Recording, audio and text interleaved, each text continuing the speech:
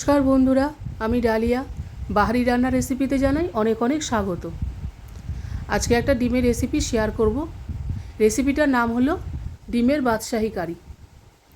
এই রেসিপিটা করতে আমি এখানে 5খানা ডিম নিয়েছি।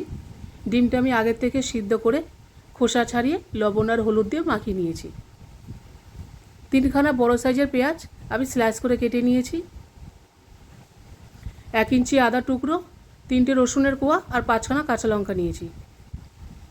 ফোড়ন দেওয়ার জন্য নিয়েছি একটা দারচিনি টুকরো, 4টে গোলমরিচ, 2টো এলাচ আর 2টো লবঙ্গ।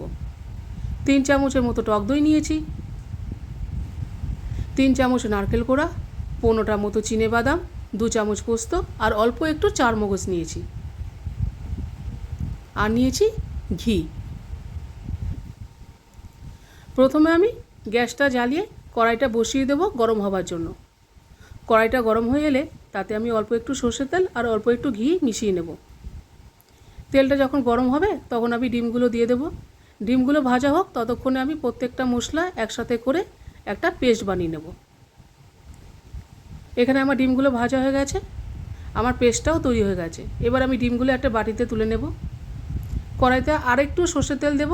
তেলটা গরম হলে 2টো তেজপাতা ফোড়ন দিয়ে দেবো, আর ফোড়ন দেবো ওই গোটা গরম মশলাটা একটু থেতো করে।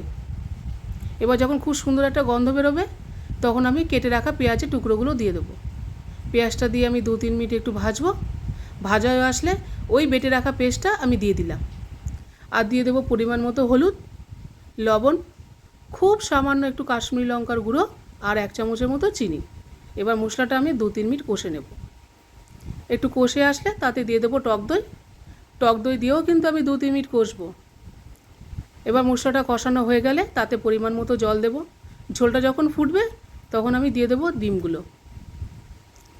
এবার রান্নাটা যখন হয়ে আসবে তখন আমি ওপর থেকে দিয়ে দেবো সামান্য গরম মশলা আর 1 চামচের মতো ঘি দিয়ে আমি একটু খুন্তি দিয়ে নেড়ে 1 মিনিটের মতো ফুটিয়ে নেব। ফুটিয়ে নিয়ে গ্যাসটা বন্ধ করে একটা বাটিতে আমি বেড়ে নেব।